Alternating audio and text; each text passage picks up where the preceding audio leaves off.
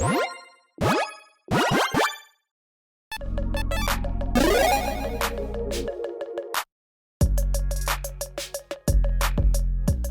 everyone, Mitch coming in for the Varesco studio. Welcome to the show. So on today's episode, we're going to be talking about the top 10 new most popular commanders.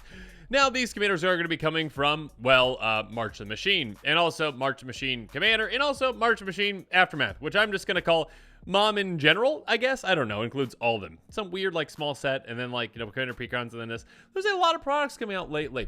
Regardless, on this episode, let's jump into the top 10, starting things off with one from Aftermath with Ob Nixilis Captive Kingpin.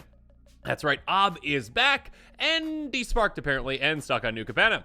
A 4/3 Demon with Flample that costs 2 black-red and says whenever one or more opponents each lose exactly 1 life, but if also encounter an Ob, exile the top card of your library until your next extend step, you can play the card. Basically, impulse draw, essentially. So this commander is quite potent, quite fun, and quite deadly. So basically, hey, you can use a lot of pingers, like a lot of Tims. You can have a lot of, one lost life effect, like Zulport Cutthroat.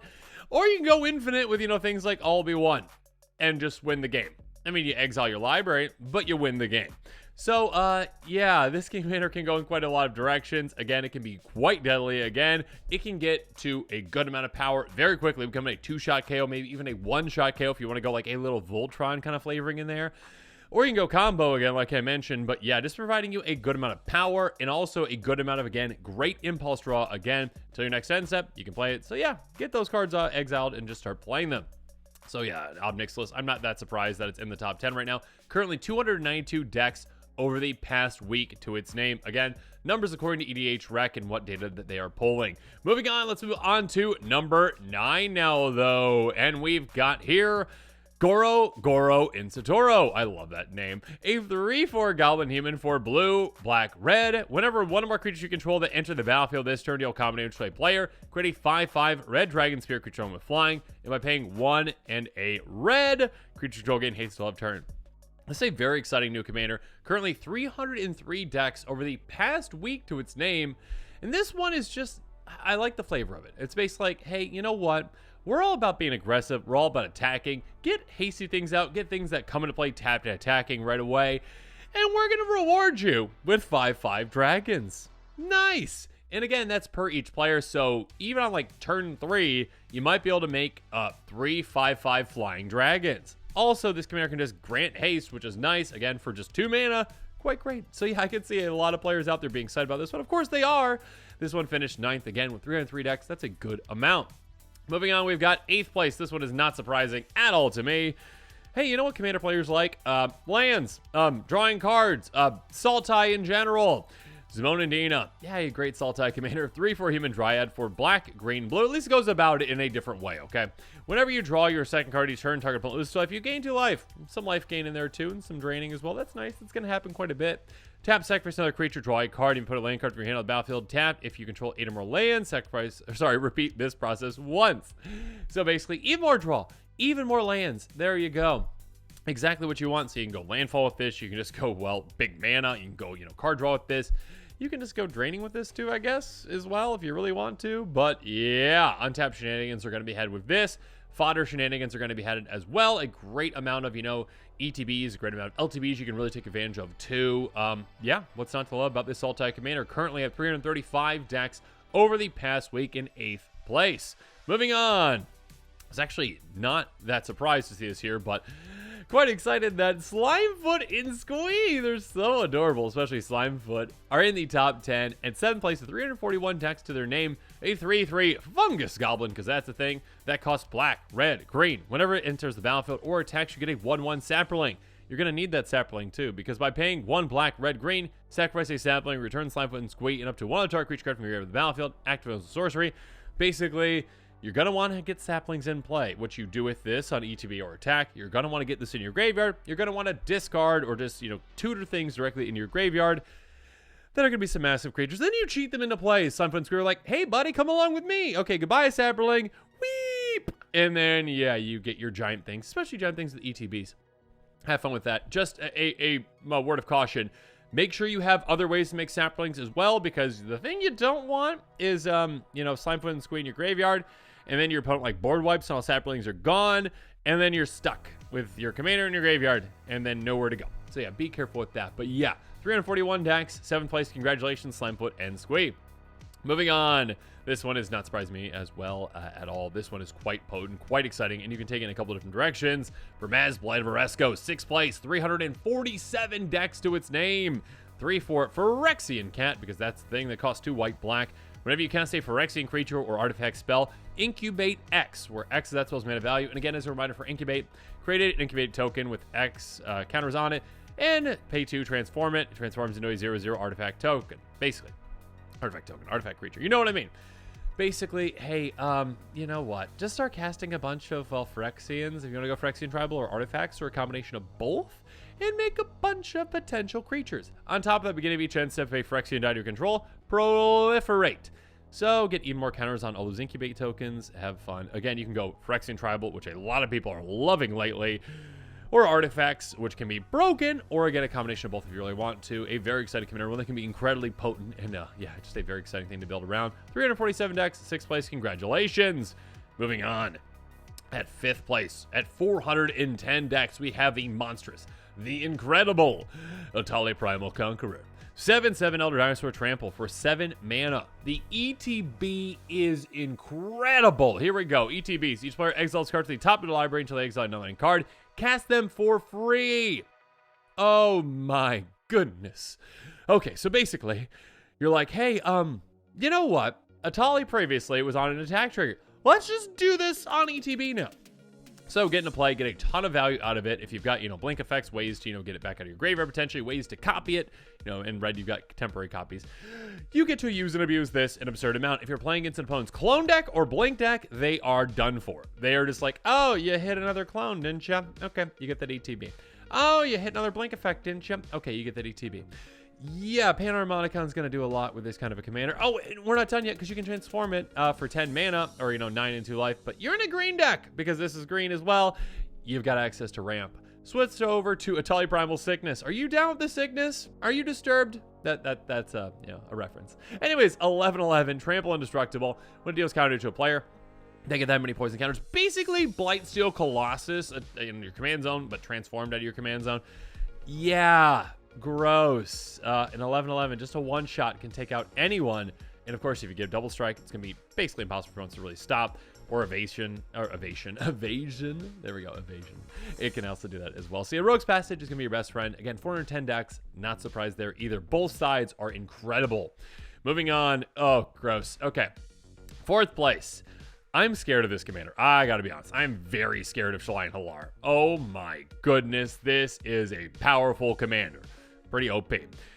431 decks over the past week. 4th place. Here we go. 3/3 Angel Elf with Flying and Vigilance. That's nice, but not the focus of the commander. Cost 1 red, green, white.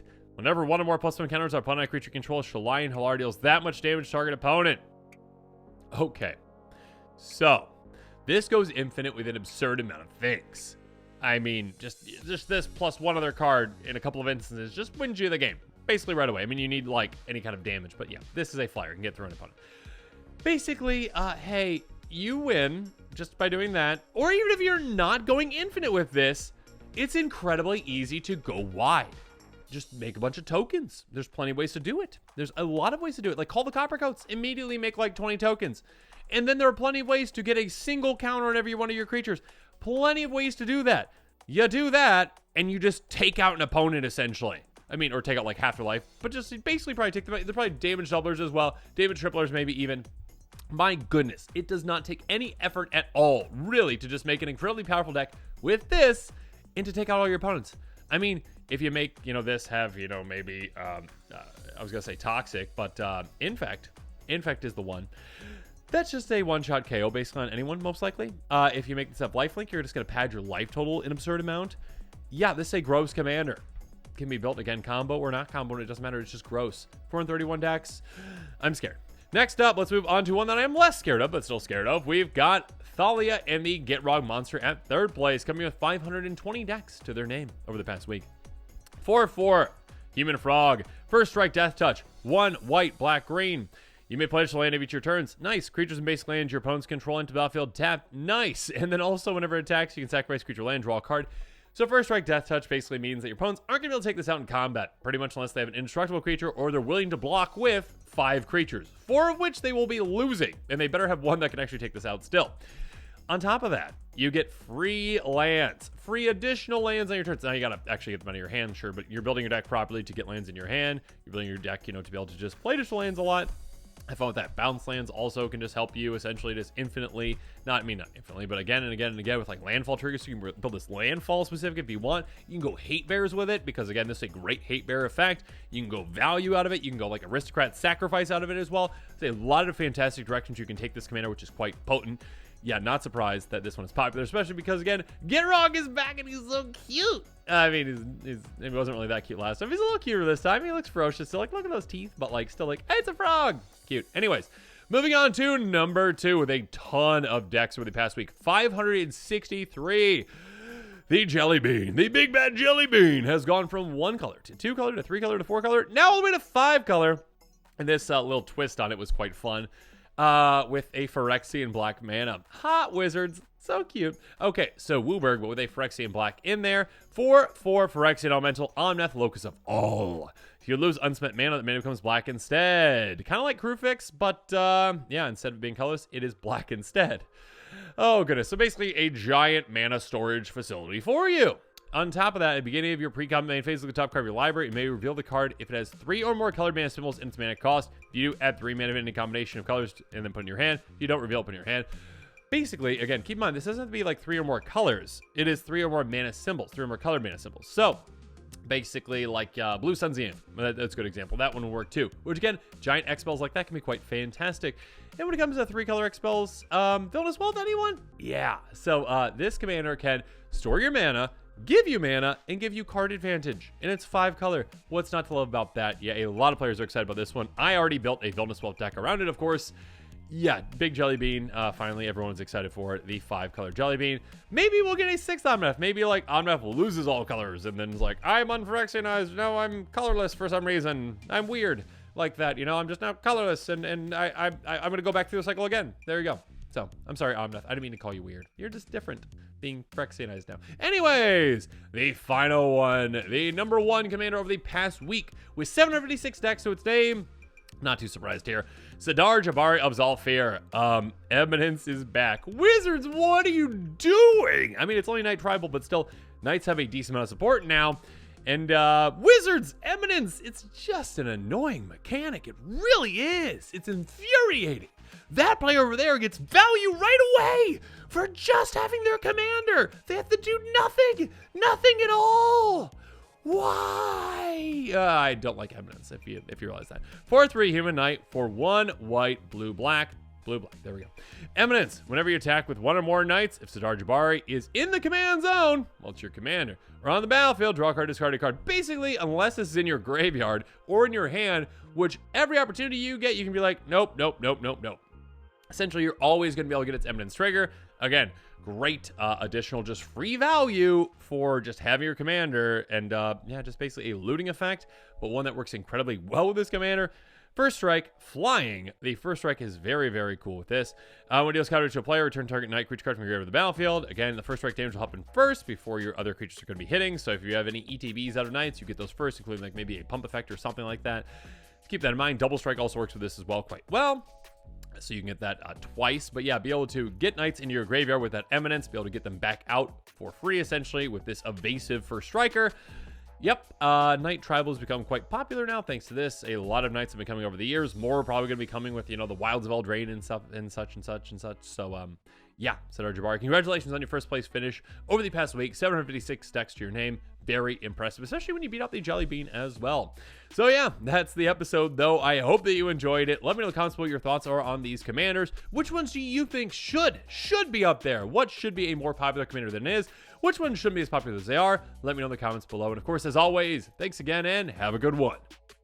This show and episodes like this one are possible thanks to viewers like you. If you're looking for an easy way to help support this show, make sure that you like, share, and subscribe. Also, hit that bell notification icon so you don't miss any new episodes. You can also go check out our playmats and other merchandise at thecommandersquarters.com. We also have a ton of brand new t-shirt designs in stock, so make sure you check out those as well. Another easy way to support this show is with our TCG Player affiliate links. So whether you're buying a deck or individual cards, you can use this general link right here or one in the description. And the final way that you can support this show is by supporting us directly by becoming a patron. There are many benefits to being a patron, and I truly couldn't do this without all of their support.